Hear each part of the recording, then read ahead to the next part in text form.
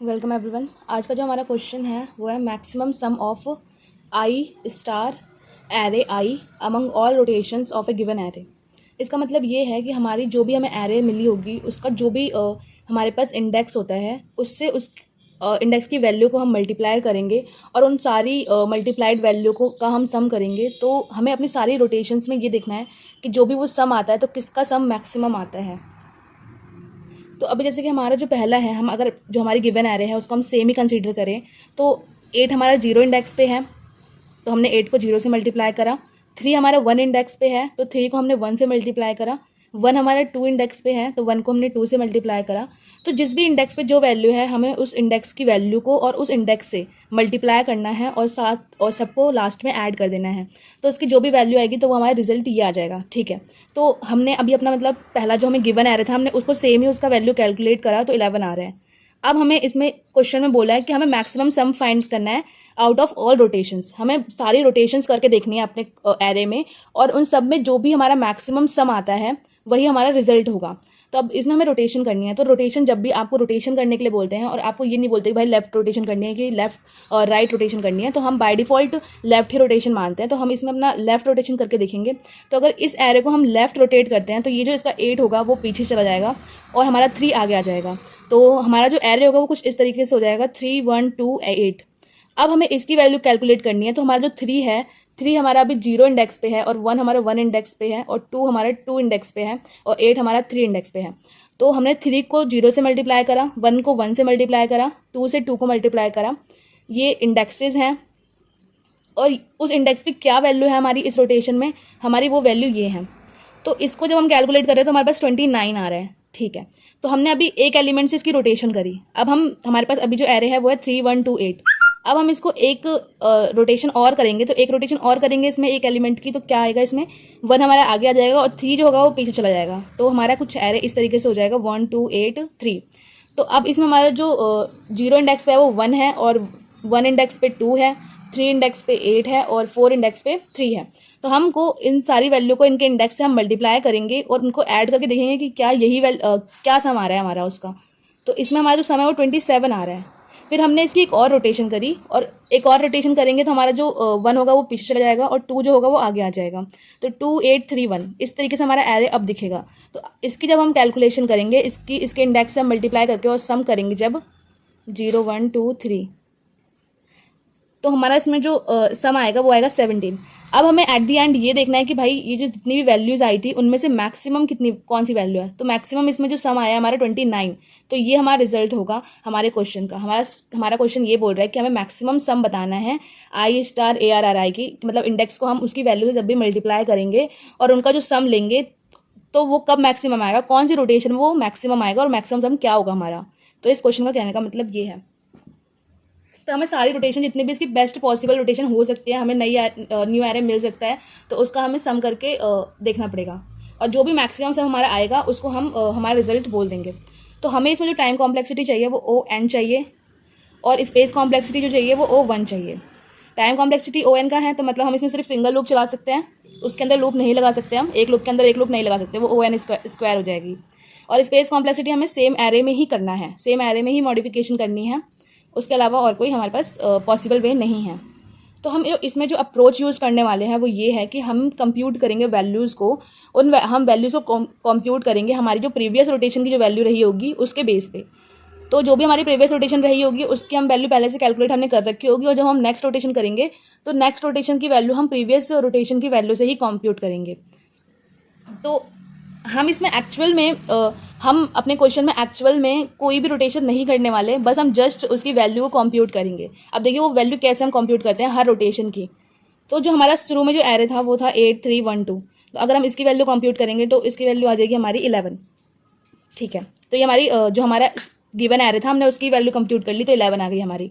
तो ठीक है, ये वाली वैल्यू 11 आ गई। अब हमें अपना नेक्स्ट रोटेशन जो हम एक एलिमेंट से इसका रोटेशन करेंगे, जब हम इसका एक रोटेशन करेंगे तो उस समय क्या वैल्यू मिलेगी वो कंप्यूट करनी है।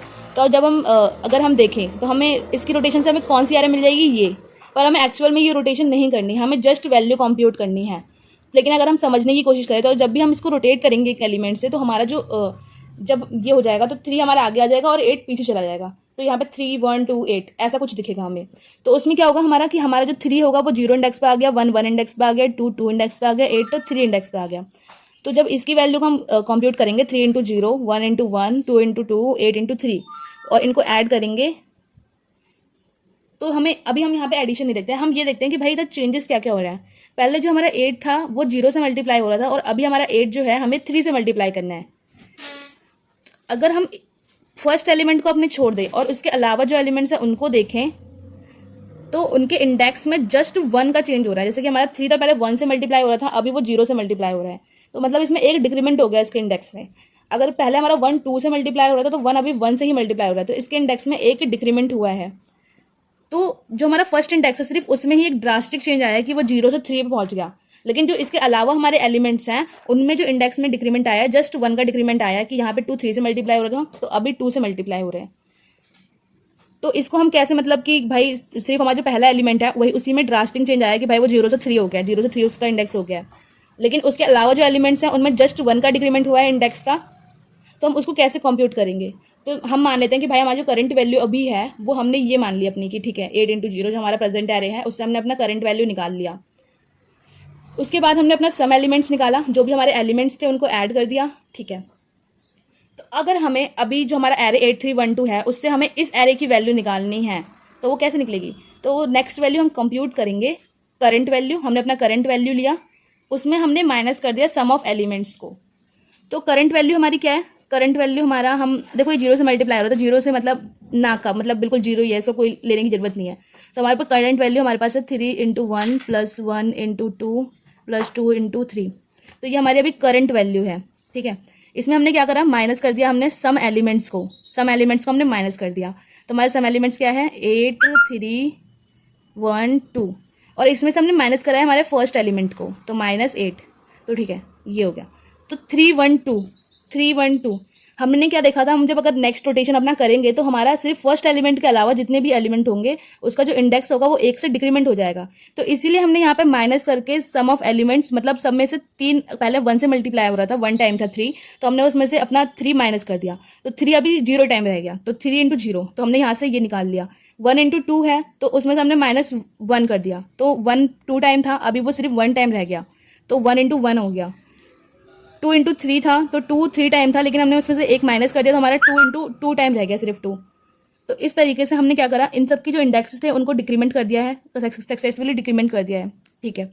तो ये हमने इतनी वैल्यू तो हमने देख लिया कि कैसे कंप्यूट करनी है। अब इसको कंप्यूट कैसे करना है, तो हमारे जो भी फर्स्ट इंडेक्स पे जो वैल्यू होगी उसको हम अपना लास्ट इंडेक्स जो भी होगा हमारा उससे उसको मल्टीप्लाई कर देंगे। ये हमारी जो वैल्यू है वो फर्स्ट इंडेक्स की वैल्यू है और ये हमारा लास्ट इंडेक्स है, तो उससे हम इसको मल्टीप्लाई कर देंगे। और जब हम इसको तो हमने यहाँ तक की वैल्यू यहाँ से यहाँ तक में कंप्यूट कर दी थी और अब हमने 8 इंटू 3 का क्या कॉन्सेप्ट निकाला कि हमारा जो फर्स्ट इंडेक्स होगा उसको हम फर्स्ट इंडेक्स की वैल्यू लास्ट इंडेक्स से मल्टीप्लाई कर देंगे तो हमारा ये भी आ जाएगा। तो इस तरीके से हम अपना नेक्स्ट वैल्यू कंप्यूट कर पा रहे हैं और ये इसी तरीके से हम आगे की जो रोटेशंस होंगी उनकी जो वैल्यूज होंगी वो कंप्यूट करेंगे। अब इसको थोड़ा सा जीएफजी के इंटरफेस में इंप्लीमेंट करके देखते हैं। तो हम अपने जीएफजी के इंटरफेस पे आ चुके हैं और इसमें हमें वही क्वेश्चन है जो अभी हमने थोड़ा सा थ्योरी में समझा कि हमें क्या करना है कि I maximum sum find out करना है आई स्टार ए आई का। और अगर हम देखें कि कितनी कंपनी से पूछा गया है तो ये क्वेश्चन अमेज़ॉन में पूछा हुआ है, तो काफ़ी इंपॉर्टेंट क्वेश्चन है, तो उस तरीके से इसको लीजिएगा। अब जरा इसके थोड़ा सा कोड की बात करते हैं। तो कोड में ये मैंने जावा में इंप्लीमेंट कर रखा है, आप किसी और प्रोग्रामिंग लैंग्वेज में भी इंप्लीमेंट कर सकते हैं, बट ये होता है ना कि मतलब कॉन्सेप्ट सेम होता है। आप किसी भी प्रोग्रामिंग लैंग्वेज में इंप्लीमेंट करें जिसमें आप कंफर्टेबल हों, लेकिन कॉन्सेप्ट आपका वही रहेगा जो यहाँ पे मैं आपको समझा रही हूँ। तो देखते हैं इस कोड को थोड़ा सा कि यहाँ पे हमने क्या करा, अपना सम ले रखा है। तो मैंने कहा था कि आपको सारे एलिमेंट्स का एक सम फाइंड आउट करना पड़ेगा। तो मैंने सम के लिए अपना सम नाम का वेरिएबल बनाया और सम फाइंड आउट करा है, लूप चलाया मैंने i=0 से i<n तक का और अपना सम फाइंड आउट करा।